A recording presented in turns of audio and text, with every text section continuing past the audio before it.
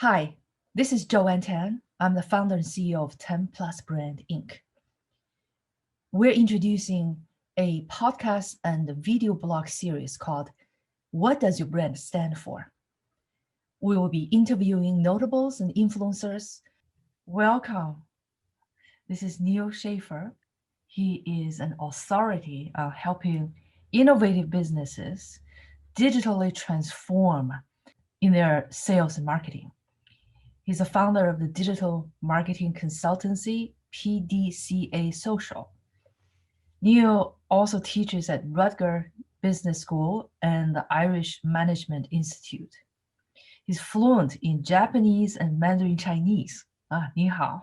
你好，Okay. 很 Neal 高兴认识你。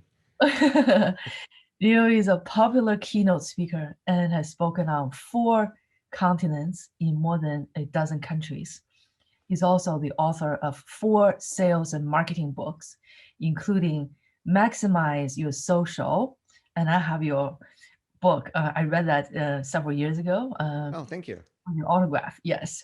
And recently published The Age of Influence. And I just finished reading that book. It's very good. Okay. Thank A you. groundbreaking book redefining digital influence. Neal has a podcast called Maximize Your Social Influence that offers marketing inspiration. Okay, so Neal, in a few sentences, could you describe what does quote unquote influencer marketing mean? Influencer marketing is simply tapping into the influence that other people have to try to help promote your company, product, service, or personal brand. So, the reason why it becomes more important over time, before the internet, these were only done through celebrity endorsements that were very expensive for TV ads and what have you. Today, we've seen the democratization of influence, and more people have more and more influence thanks to social media and the great content that these influencers have created. So really, it's about, when we speak about influencer marketing today, it's more digital. And I would say a lot of it is focused on social media, of really leveraging other social media users to help talk about our company. Not limited to social media. This can be done over a blog. It could be done on a YouTube video. And obviously it could be done on a podcast as well. Okay, so leveraging the digital media. Now, my next question is twofold. So first is that in your book, you said that Donald Trump was an influencer before becoming the president of the United States. Lots of people would agree with you, okay? But there are other people who view him, the Twitter in chief, a negative trait for manipulating the mass and the politics with social media. And we'd rather call him a demagogue instead of an influencer. So without getting into the politics, okay, what is your view on the nature of social media and the audience of social media and the types of influence and influencers on social media? And another question is the definition of influencer diluted with democratization of influencing power? So to answer your first question, when you yield influence, people hear you and people listen to you. So I think Donald Trump got the first part right. People can hear him. Half the country is listening to him, half is not. But I was just on another podcast interview just before this, and part of building influence is being known. You can't have influence without being known. What makes you have more influence is when you're both known and you're trusted. So Yes. that's where not all of us trust our current president. To answer your second question, I don't know if you have a follow-up question, please let me know. But to answer your second question, the democratization of influence just means that we are influenced by more and more people, and more people that we engage with digitally and in social media. So I don't think it's diluted that power of influence. I think it just means that who influences us is very different than it was 10 or 20 years ago. And I think it might, in some ways, become easier to be influenced by people that you've never met compared to, once again, 10 or 20 years ago. You are looking for a tutorial, you go onto YouTube, you find a great tutorial about, let's say, Google Analytics. You think it's so great, it's so helpful. You see another 2 or 3 videos from the same producer. And then you're like, well, what does this person do? You go to their website. They have a $99 a month community that teaches you best practices in Google Analytics. Like, oh, this is perfect. You subscribe, right? That was purely done digitally. This would have been impossible without the internet, impossible without YouTube, right? So that's just an example. It doesn't mean that because YouTube is there, influence because of its democratization is any less. It does mean that there's more competition out there. Mhm. If everybody can be an influencer, everybody can compete for your influence, right? So that's a whole other story. But I think for most people listening, it's more of, well, how do I leverage my brand to really build that influence? And I think that's a great example of how it can be done. Great answers. Okay, in the hierarchy of all types of social media marketing, where does influencer marketing stand? So I believe that if you're a person, it's one thing, but if you're a company or a brand, Mhm. then I believe that influencer marketing replaces your organic social media marketing. And I say this because the reach of posts organically for business profiles in social media is very low and it's only getting lower. And I believe, and I've been talking a lot about this, and I'm preparing my next book, which I hope you'll read as well when it's out, really about the importance of digging deeper into the relationships you have with people and Mhm. the value that they can bring. And that's where influencer marketing comes. Because if you look at social media, not as a way to self promote, but as a way to develop relationships, then from those relationships, you get word of mouth, you get content, you get collaboration. And that I think is where the greatest ROI, marketing ROI, business ROI is going to be. So if you're a company that's still spending a lot of money creating social media content that only lasts for a few hours, you're not seeing the ROI because the reach of your content just gets less and less and less over time. And you're spending more and more on ads in order to be heard in social media. And by the way, we trust ads less and less, and we know that. It's time to switch gears and consider just a completely different approach to social media marketing that the age of influence sorts of hints at. But I've been talking a lot more about that on my own podcast and elsewhere, of really looking at social media as a marketplace of collaboration, a marketplace to meet your target customer, your target partner, your present customers, your present fans, right? And find mutual ways to collaborate with them for distinct business value.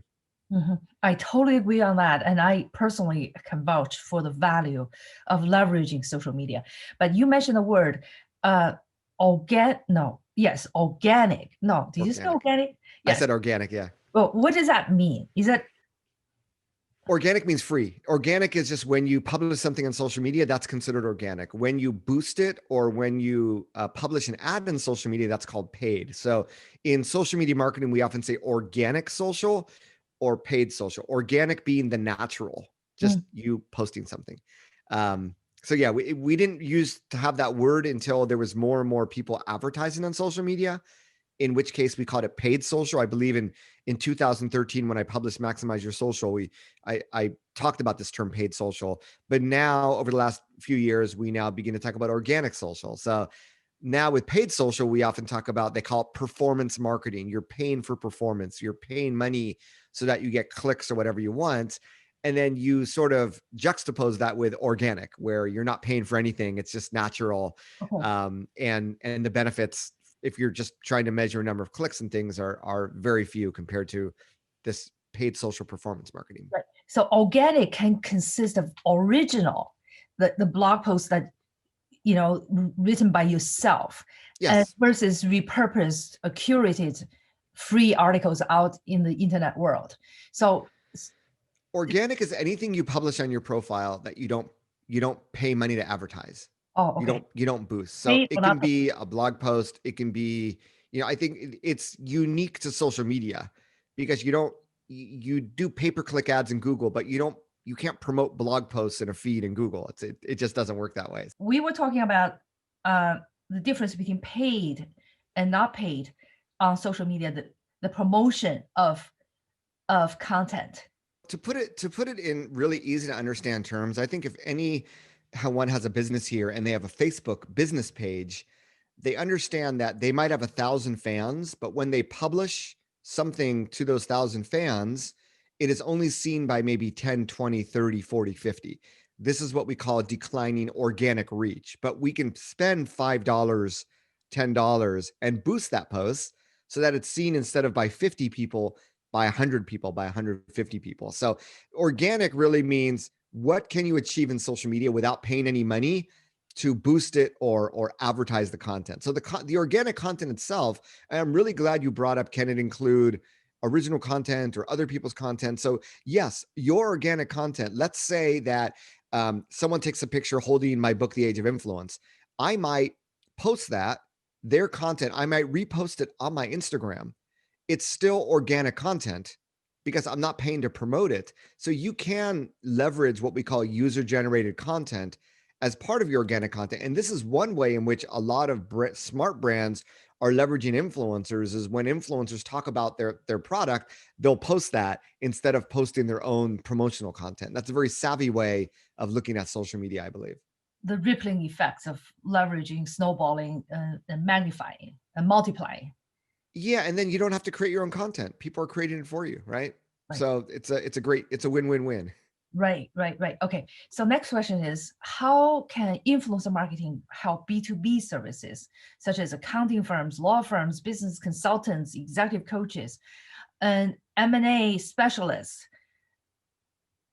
Yeah, it's really the same concept. Now, you know, the whole idea about influencer marketing is that there are people in your industry that have a community that listens to them, that likes, knows, and trusts them. And you want to somehow tap into that. So if you're an accountant, well, what does your community look like and who has influence in that community? So, a common thing that I see in professional services is that there's an ecosystem. If you're an accountant, where do you get your leads today?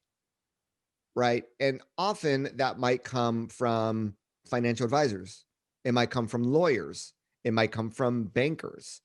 These are what in professional services we often call centers of influence, right?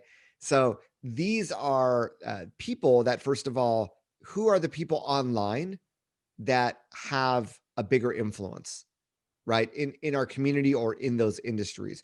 What are they talking about? How might we be able to collaborate with them? And I think for your own industry, it's also understanding that people are looking for information as well. And hey, I'm an accountant. Did you understand how the CARES Act might affect your taxes in 2021? That could be a blog post or something they put on LinkedIn. And if they're connected to the right people, that right there is a way of potentially, attracting people from a B2B marketing. But hey, I asked the top 10 financial advisors in Irvine, California, where you should invest your money in 2021. And that is a great example of influencer marketing. In B2B, we often we tap into content and intelligence, right? And information. So we're not posting, a selfie holding a sunglass that we just bought at Nordstrom's for $25.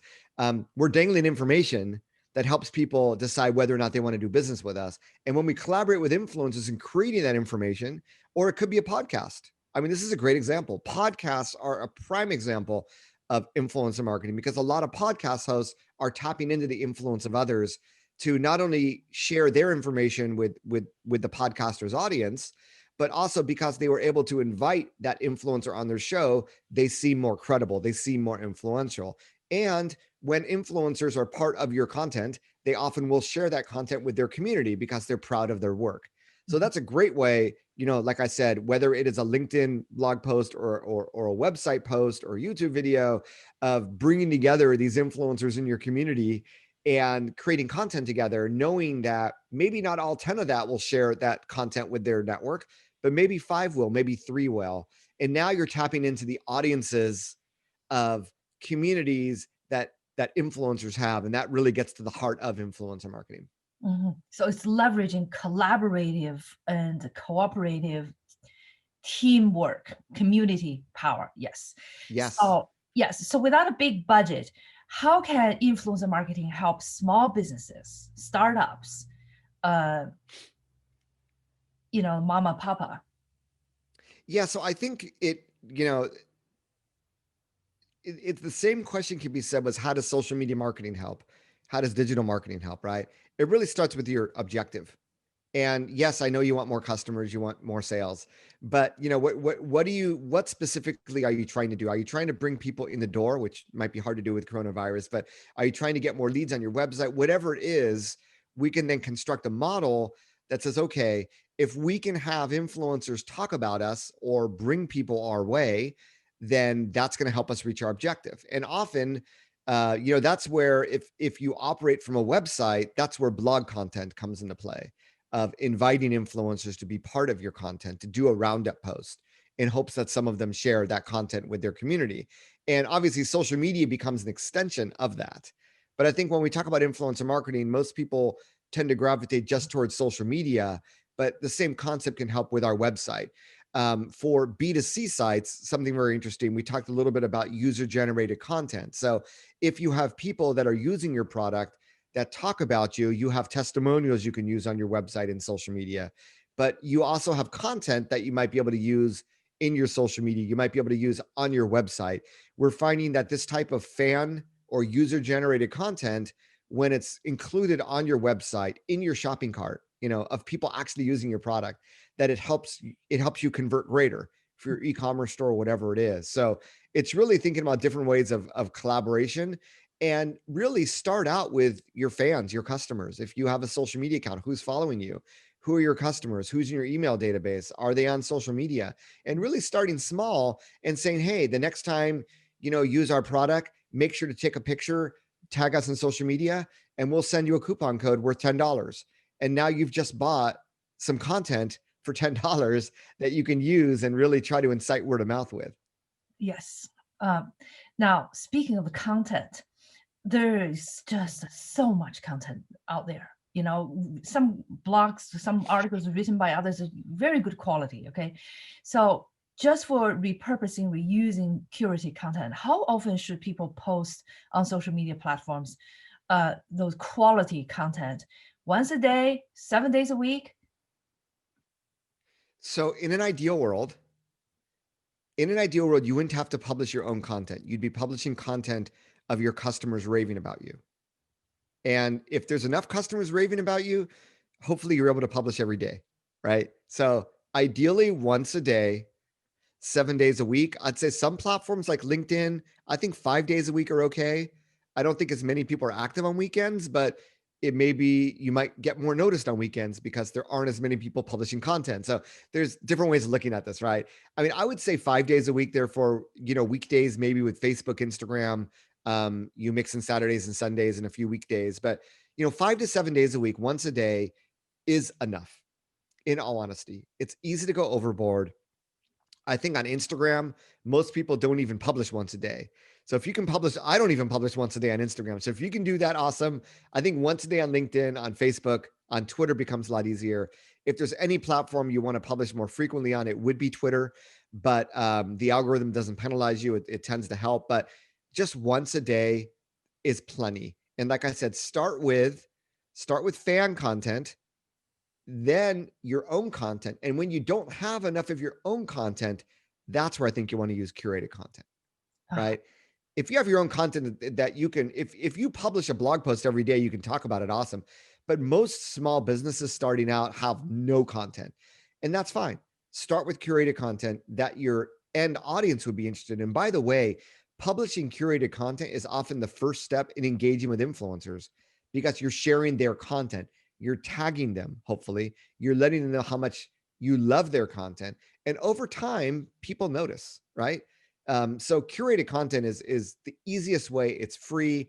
It helps spark the relationship, and it gives your community something to look at. It helps you show up online when you don't have anything else to say. wonderful. Okay. Now, next question is, uh, Could you give us some specific examples of how AI is playing a role in identifying the right influencers, the fake profiles, disengaged audiences, or whatever else? Yeah, so I think for those that are big in technology, when you talk about AI, Mhm. another term comes to mind, which is machine learning, right?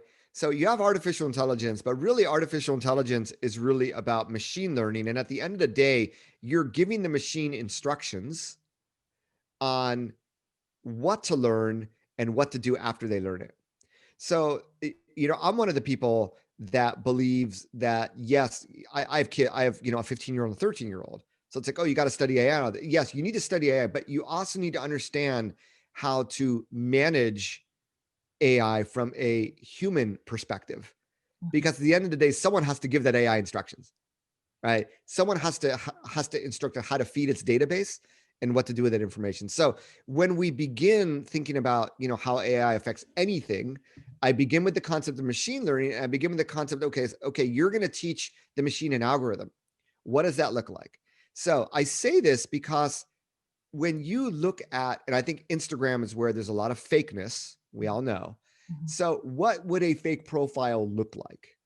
Okay, well, if this profile has 100 followers but is following more than 2,000 people, they may not be an influencer. So you begin to construct rules. Okay, if they're an influencer, they should have more followers than the people they follow, or maybe they should have twice as many. So you begin to construct these rules that if you were going to manually audit profiles, it's like, okay, I do a hashtag search. There's 100 people talking about, whatever it is that we want to target a community on. Now I'm going to go in and say, okay, of these 100, how many people have more followers than people they're following? That's one rule that we're going to instruct the AI. Another rule might be, well, if they only have 50 followers, they're probably not that influential. So let's set a minimum threshold of 1,000 followers. So these are the beginning ones, right? Where it gets really complex is, okay, well, now I see they have 10,000 followers, and I go into their profile photos and I notice that, today's photo had 1,000 likes and yesterday's photo had 900 likes. But then just every photo before that only had 50 likes. What's going on here? So that's another signal that it's not natural. How Mhm. did the likes, so now we have another rule that says, okay, let's look at a moving average of the average number of likes over the last 9 days.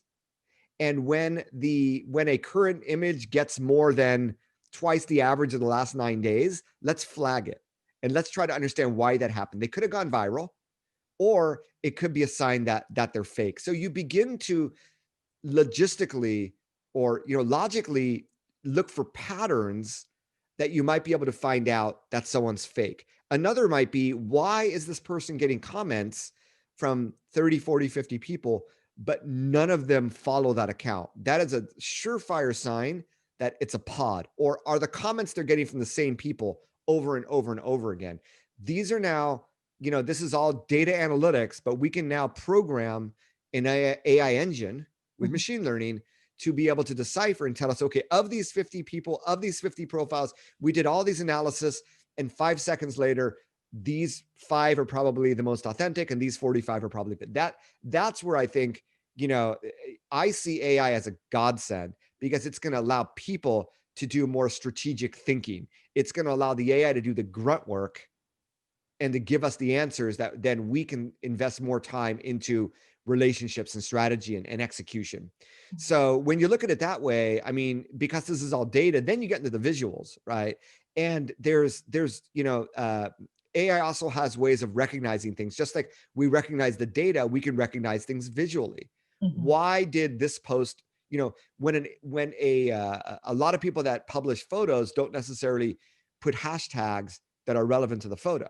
So Mhm. maybe people are resonating with the photo because they're always on the beach, but they don't put like hashtag beach in every photo. So the visual recognition, when you add that sort of engine into an AI, it becomes even more powerful. So you want to promote the fact that you have the best, ice cream, and you want to target people that have pictures of ice cream. Well, if you're only looking at the data, you're hoping that they use hashtag ice cream. A lot of times they aren't. That's where you want the visual recognition. You're teaching the AI engine, what does ice cream look like? right? And this is where you have visual recognition AI like from Amazon that already has a database of what these common things look like. Then you may need to teach it what your logo looks like, right? So you add to that library, and then you begin to see visual mentions of your brand where people didn't use a hashtag, they didn't tag you, but you're showing up in the photo. So all of this gives us more power to understand more what's going on, and whether it's fake followers or why are people resonating with certain images, what sort of imagery do people have get more engagement on, where is my brand being mentioned visually without me knowing it, or the target audience publishing content visually about something important to my brand. That's where, AI combined with all these different tools will give you greater insight that's going to help businesses perform a lot better with their marketing as well as with their influencer marketing. Hope Mhm. that all made sense. I don't know how technical your audience is, but Oh yes, I actually both philosophically and practically, I embrace AI with human intelligence. I believe the artificial intelligence and human intelligence must work hand in hand together because we train AI. What kind of exactly. information? What we feed AI the criteria of judging and picking and selecting information, and then we guide AI to refine our approaches. And I subscribe to an AI software for content marketing, for selecting from billions of pieces of content, what's relevant to my brand and to my Mm-hmm. client's brand, and the elements. And then we illustrate different aspect of a brand with curated content. I selected, but human intelligence must be involved at all time in choosing what are the finalists every week, and giving it a summary, a customized human intelligence based summary and hashtags customized to that particular blog. And so we are like left and right hand of each other, but I'm so glad uh, there's AI that is doing Yes. so much the mundane and volume oriented work that we cannot possibly handle on our And own. I think in content marketing, and I use AI tools for content marketing as well, because same thing. I wanted to write a blog post, and I want to make sure that I hit on all the important topics that if someone was searching for that keyword, they would want to learn about. So I can open up a tab with the top 20 search results. I look at their H2 headings. What are the topics that they're talking about? I begin to compile a list of all the important ones, and then I start to blog. Or I can use an AI tool. I put in the keyword, and then boom, it already tells me the most important things that I should talk about if I want to increase the chances that I get ranked in Google. So yes, it all starts with the non-AI approach. What would you do rationally and logically? But then, oh my gosh, AI can save me more time, and the results are going to be more accurate, and they can tap into things like the Google Knowledge Graph. Or IBM Watson, or all these different AI engines and algorithms out there. So I agree 100%. AI is a godsend, and people, I don't think that enough people talk about this human approach that you must have to Mhm. be successful, and the fact that a lot of marketers just go to the tools without understanding the process. Mhm. That you could use that tool, like you said, you need to be able to vet everything. You could use that tool and create a great blog post and talk about things that might serve Google, but they don't serve your business because you don't sell that product or service, right? Or it's not relevant, or it showcases a disadvantage of your product when you talk about that. So yes, you always need to have that human filter. That critical thinking is more important than ever. So my kids, the schools are all pushing them towards STEM education.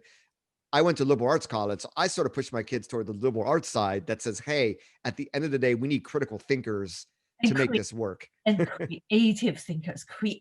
Yes. Yeah, Creative critical thinkers. Yes. so there are too many very intelligent people and young people who want to game, quote unquote, Google. Okay, so they know the keywords they from Google keyword search and all that. So their articles are so dry. You can tell Yeah. right away this is totally tailored for Google ranking. Uh, Yep. well, they may have a higher ranking for a while, but what's the point? I mean, when you write about something, you have to feel passionate about it. There's emotional elements. There's the art of storytelling, not just the science of Google algorithm, the art of storytelling, and compassionately showing your humanity. That leads to the next question. Okay. And I just want to make one comment about it. I find this a lot. So I'm obviously trying to dominate keywords related to influencer marketing. So I'll look into, so let's say I want to target like influencer marketing ROI, right? And I write a blog post. So I'm sort of looking at what shows up on top, what are the topics. So I see all these blog posts. They start with what is influencer marketing? Who is an influencer? And they're probably using these tools, right, to include that information. But I'm thinking, I already know what that is. I want to get to what's the ROI. How do I measure it, right? And so I'm thinking that these articles over time are not going to rank. And I challenged one of these AI content marketing tools saying, sometimes I find inaccurate information. I'll find a top 10 ranking where they're talking about Google Plus, right? They're talking about things from the past. And if I follow that formula, I'm setting myself up for failure. I'd rather, so that's where the human critical thinking is so important in all this. Yes, and creativity. Okay. And creativity, yes. Yeah, critical thinking and creativity. This is God said. Only we humans can master this. No Sure. machines can do that. Even though, arguably, AI has written poetry, for children and whatever. I don't know. You just threw a bunch of words in there and they just created poetry. That's another topic. That's another topic, yes.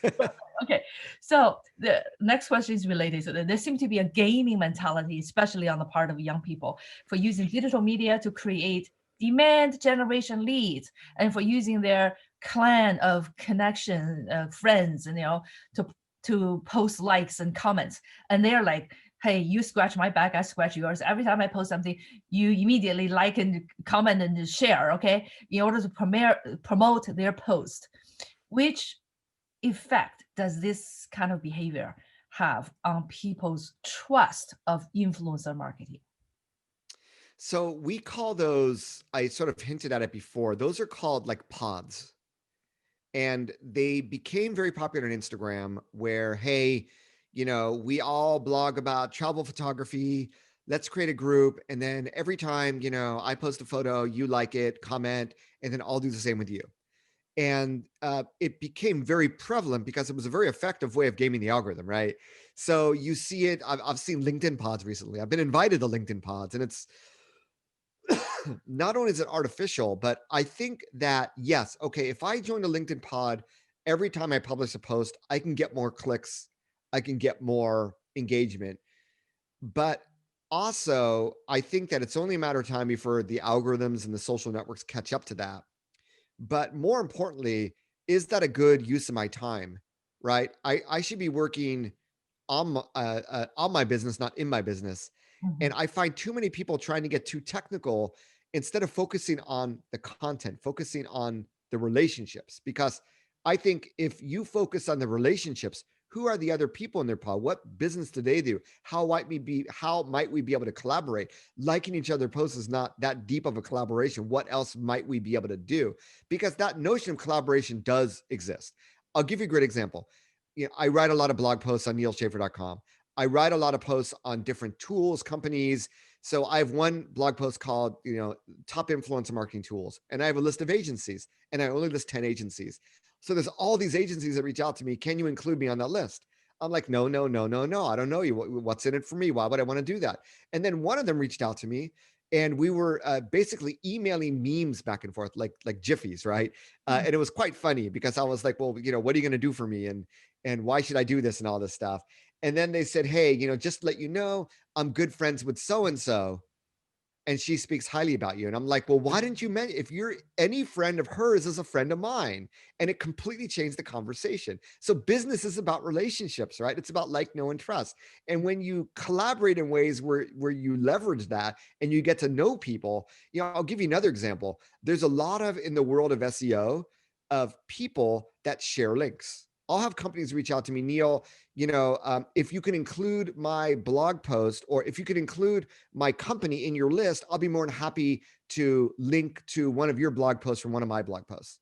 Google doesn't like it. I'll be straight and clear. But in reality, when I write blog posts and I link to outside sources, I tend to link to blogs of my friends. I tend to link to places that also link back. It is a natural occurrence that there's a lot of mutual backlinks. So that opens up amazing opportunities, as you can imagine. And I have seen just over the last few months, I've been really trying to leverage this notion. I call it influencer marketing for SEO, and I have a podcast episode about this. I've found it to be extremely effective. I've already seen my rankings go up. I've already seen traffic go up. So that is a more, we're not trying to game the system per se. We're not doing these artificial pods, but people link to other things to give a resource to readers that want to find out more about a subject. So to me, that is a more natural, organic way. That is a better way of investing time in relationships that build much greater value than just getting a LinkedIn post or making sure that my next post gets more impressions in social media. It's temporary. It's just the wrong way to invest time, in my opinion. So hopefully that made sense.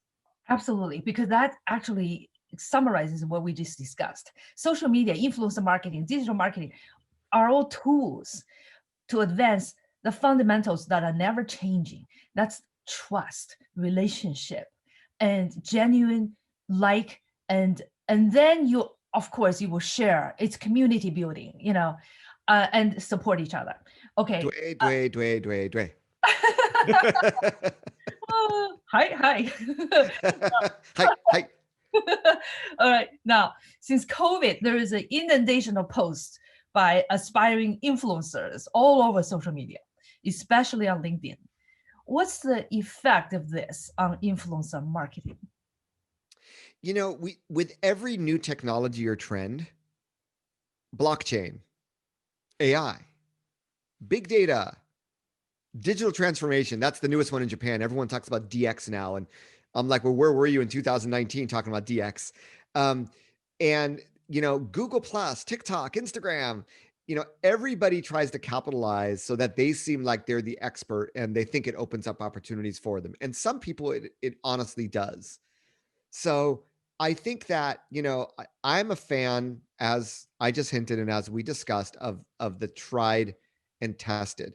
So when I see people talk about, you got to be on TikTok for, I'll never forget one guy who's an author. I'm not going to say his name. He was talking about Snapchat for B2B marketing. And I'm like, what's this guy smoking? Right. You have LinkedIn like sitting right in front of you, this amazing place for B2B, which 99% of people in business have not tapped probably 10 to 20% of the potential of. So, marketers are always looking at the shiny new thing. And I say, let them look at the shiny new thing. I'm going to the tried. And I know where my market is. And I know there's so much more I can do there to develop business. Why focus on something new where there's an element of risk inherently involved when there's so much you can be doing? And I'll take that even one step further as I work on my new book. Why spin your wheels in social media algorithms when you don't even have any content for your blog and you're not getting any traffic from Google? So, my rule of thumb is start with the search, move on to the email. The social is only when you have those other two pieces in place, because without it, you can't further deepen relationships that are actually going to lead to business for your company. Right. Well, my approach is similar to yours from a branding expert point of view. It's like, don't even think about spending your time and money on paid advertising on social media, or not paid advertising, paid promotion, the organic or non-organic, and all that, gaming, SEO, PPC. Don't worry about it. First of all, build a brand. What does your brand stand for? What are the fundamental principles, the values, and how well do you understand your target audience, and who are your competitors? What's your unique value proposition? Build that first, and then you focus on target audience, and don't serve the whole world. Just focused group whose pain points align with your unique value propositions the best. Okay, and that leads to the last question. Amen. I can go on and on. So next time. I, Next time. I have so many questions. Anyway, so last question is, I ask this everybody on my podcast. Okay, from a branding point of view, what does your brand, Neal Schaffer, what does your brand stand for? So this is, in all honesty, the first time I've gotten asked this question, and it was it's a good exercise to make me think about what are, I like when I'm not a branding expert, that's not what I do. But when I do talk about it, I say, okay, what are some keywords or some adjectives or nouns that might describe you or that you want to be described, you want people to say about you, Mhm. right? So I'm going to say, I'm hoping that, part of my branding is expertise, um, insightful, actionable, but at the end of the day, a trusted entity, in a world where there aren't a lot of trusted entities on these types of subjects. So I know that's not your typical sort of branding, but expert, insight, innovative, um, as something that I want to be branded for. I've added that to my bio. I work with innovative companies Mhm, because I feel like I bring innovative ideas, and therefore I want to be thought of as being innovative as a brand. mhm. So those are the things that I would say. Um, expertise, insight, innovation, but most of all, just trust and credibility. Okay, you just did half of it. The other half is in a language that sounds like music to the ears of your target audience, of those who you serve. So the value, your in innovation, your expertise, your trustworthiness is you translate that to the value of those you serve. So I think if anything, I'll just say it. There's a term, you break through the speed barrier, Mhm, you break through it. So you're breaking through the digital media barrier or the marketing barrier. You're not tapping into the full potential of what's around you, or you're stuck. And I mhm. help you get unstuck. And I Oh, make sure you stay there by shifting mindset. So yeah, like I said, I'm not the branding expert.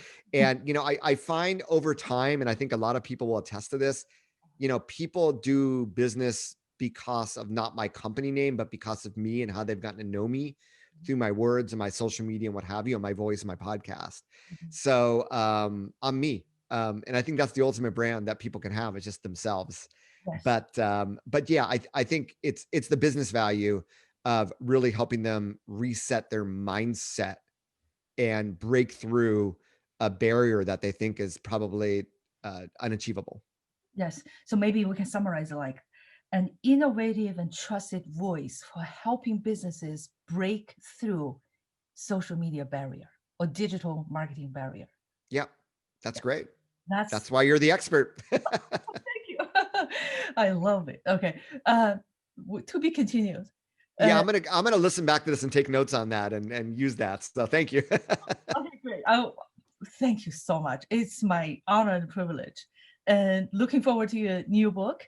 And from now on, you just reminded me to have external link to your when I write my blogs to relevant articles that you already published, and they're very solid, very substantive.